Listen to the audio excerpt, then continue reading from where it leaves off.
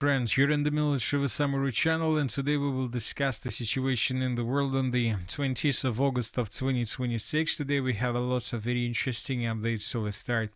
And first, let's talk about the conflict on the territory Ukraine, where during the previous 24 hours, the Russians carried out one of the biggest attacks on the capital of Ukraine, the city of Kyiv. Lots of missiles, lots of drones, lots of explosions were recorded, and the Russians were attacking mainly military facilities and the logistics of the city of Kyiv. So let's discuss everything in details once again. We have already discussed the situation during the previous update, but during the day we received additional updates, and now we know for sure what exactly the Russians were attacking. The Russians, to attack the city of Kyiv, were using ballistic missiles, hypersonic missiles, cruise missiles, and so on. And there are at least three known places that the Russians were attacking through the eastern parts of the Kyiv agglomeration. First of all, during the night, the Russians attacked the city of BORYSPIL, more precisely the logistics infrastructure around the settlement. The Russians attacked a village by the name of Martusovka. More precisely, the Russians attacked this warehouse, and as a result of attack, this warehouse was completely wiped out.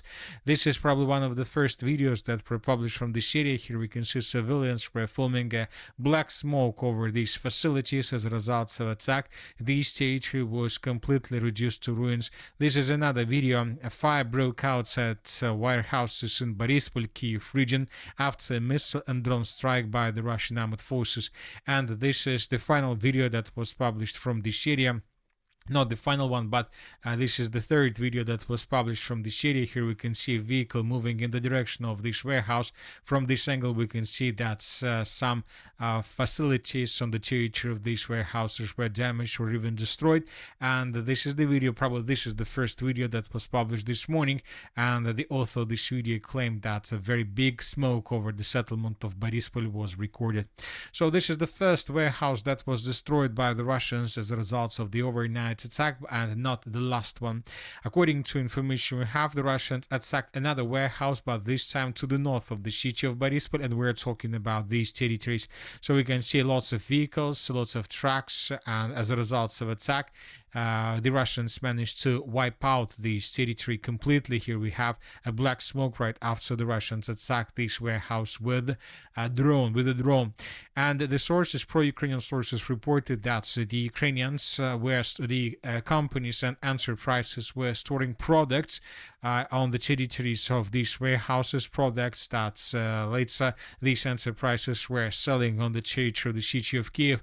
According to information we have, the Ukrainians, the city of Kyiv had lots of problems with shelves in malls, and now we understand that the problem is going to become even bigger. Furthermore, the Russians attacked the city of Brovary, and as a result of attack, the Russians destroyed this oil base, and we have videos on this matter. For example, in this video we can see explosions that took place right after the Russians attacked this oil base, and the Ukrainians currently will have problems with products on the shelves of the city, and most likely the Ukrainians will start suffering huge problems with fuel as well. So the Russians are doing everything possible with the purpose to force the Kyiv authorities to start negotiations with Russians on the Russian terms. Anyway, let's wait and see how the things are going to develop, because according to logic, according to pattern of previous attacks since the beginning of this year, after the Russian massive attack, usually the Ukrainians strike back. As for the previous 24 hours, the Ukrainians also attacked deep inside of the territory of Russia, and we start receiving updates on this situation yesterday in the evening. The Minister of Defense of the Russian Federation yesterday in the evening reported that during the 19th of August, the Russians intercepted and destroyed 438 drones over the territory of Russia. And as for the overnight battle, the Russians destroyed additional 726. So the Ukrainians during the previous 24 hours used more than 1,100 of drones to attack the territory of Russia, and we see no results. Very interesting situation, because this is already the third day in a row when the Ukrainians launched thousands of drones deep inside of the territory of Russia without results. During the day, we received just 2 or 3 videos from the territory of the city by the name of Nizhny Nizhnekamsk. The Ukrainians made an attempt to attack the Nizhnekamsk coal refinery, and this video was published by locals. Civilian and the local sources published the video where we can see probably smoke over the Nizhnekamsk coal refinery, but during the day nobody confirmed whether the Ukrainians managed to deal significant damage to this facility or not. But once again, the Ukrainians carried out this massive attack during the Russian overnight attack, so which means that the most powerful attack from the Ukrainian side we should expect during the upcoming night between the 20th and the 21st of August of 2026, of course, if the Ukrainians still have capabilities. One thing is clear, that the Russians have capabilities to carry out another massive attack during the upcoming night. The question is whether the Ukrainians have the same capabilities, because according to sources, according to information we have, during the previous night between the 19th and the 20th of August of 2026, the Russians used just 20 ballistic missiles of Iskander type, which means that the Russians still have a potential to carry out another attack, and the Russians may use dozens of missiles during the upcoming night between the 20th and the 21st of August of 2026, and so which means that let's wait and see how the things are going to develop. Now let's move further and let's discuss the situation on the ground. During the previous 24 hours, lots of important changes on the ground were recorded. As for the Zaporozhye direction, currently there are very heavy clashes in three directions. The first one is the western flank. The Russians managed to improve their positions according to different sources. Currently, according to pro-Russian sources, the clashes are taking place for this dense network of the fortifications. The Ukrainians are trying to stop the Russians. Currently, the clashes are taking place for the settlement of Orekhov. We still haven't received confirmation that the Russians indeed managed to establish complete control over the settlement of Mala Takmachka. We are waiting for a video with flags, and the Russians improve their positions, continue offensive operation through the northeastern flank of the Orekhov agglomeration, but as you can see, without significant changes. Now let's move further and let's talk about the Dobropolye direction. During the previous 24 hours, additional changes on the ground have been recorded. The Russians, according to the Minister of Defense of the Russian Federation, have improved their positions significantly in the area of the settlement of Matiasheve. This video was published by the Minister of Defense of the Russian Federation, and here we can see how exactly the clashes for the settlement of Matiasheve were taking place. The Minister of Defense of the Russian Federation stated that the Russians took under complete control of the settlement, and based on this report we have adjusted the map, and these are the changes on the ground between the previous 3 days. So this is the end of the 17th of August. During the 18th of August, the Russians reported that they captured the settlement of Krasnopodolye. During the 19th of August of 2026, the Russians reported that they improved their positions in the area of Vadiansk, and during the 20th of August, the Russians reported about complete control over the settlement of Matiasheve. So 3 villages were taken by Russians during the previous 3 days, and we see that the Russians continue advancing further.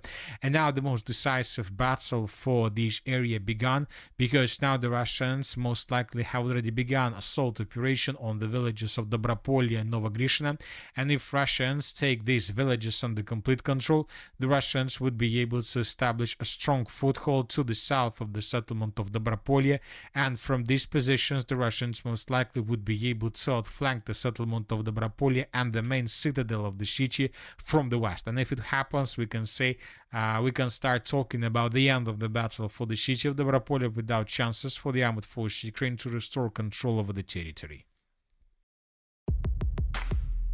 Finde die perfekte Domain für dein Business. Entdecke über 400 Domainendungen. Now let's move further and let's talk about the settlement of Drushkovka. During the previous 24 hours, we also received a lot of changes in the ground. First of all, I would like to point your attention that another video was published from the area of the settlement of Novomykolaivka, and in this video we can see episodes with Russian soldiers moving along streets and roads in this area. This is another confirmation of Russian control over the territory. Furthermore, the Russians, according to the Minister of Defense of the Russian Federation, established complete control over the settlement of Mykolaipillia.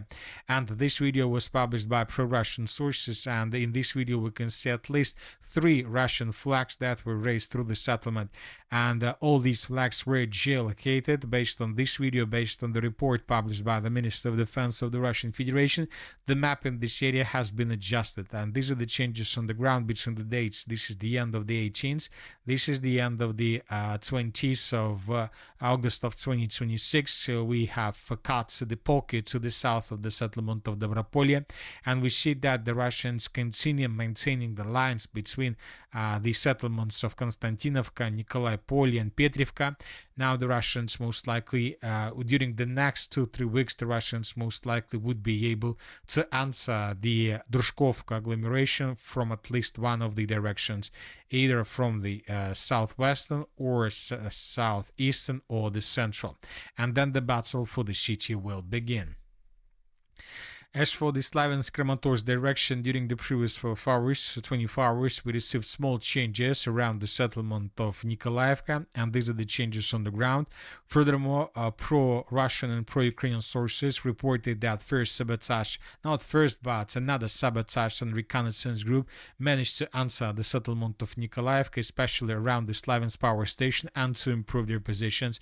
We see that almost every single week we receive a report about another sabotage and reconnaissance group entering the settlement of Nikolaevka, and based on the number of successful infiltrations from the Russian side, we can say that during the next 2 or 3 weeks the settlement of Nikolaevka would fall in Russia's hands. As for the city of Slaviansk and Kramatorsk, during the previous 24 hours, the Russians continued attacking and destroying the infrastructure of both cities, infrastructure that the Ukrainians could use for their military purposes. The city of Slaviansk, the Russians destroyed a mall or shop in the western parts of the settlement. This is not the first facility that was destroyed by Russians since the beginning of the battle for the city of Slaviansk. At least 3 facilities, 3 buildings were wiped out by Russians. Furthermore, the Russians attacked and destroyed a facility in the central part of the settlement of Kramatorsk. Here we have a building that was completely reduced to ruins as a result of the Russian attack. The Russians continue offensive, and the situation for the contingent of the armed forces of Ukraine in this area continue deteriorating. So let's wait and see how the things are going to develop, and let's wait and see how the things are going to develop this upcoming night, because both the Russians and the Ukrainians probably have capabilities to attack each other using thousands or hundreds of drones. And that's it for today. The Military with Summary channel.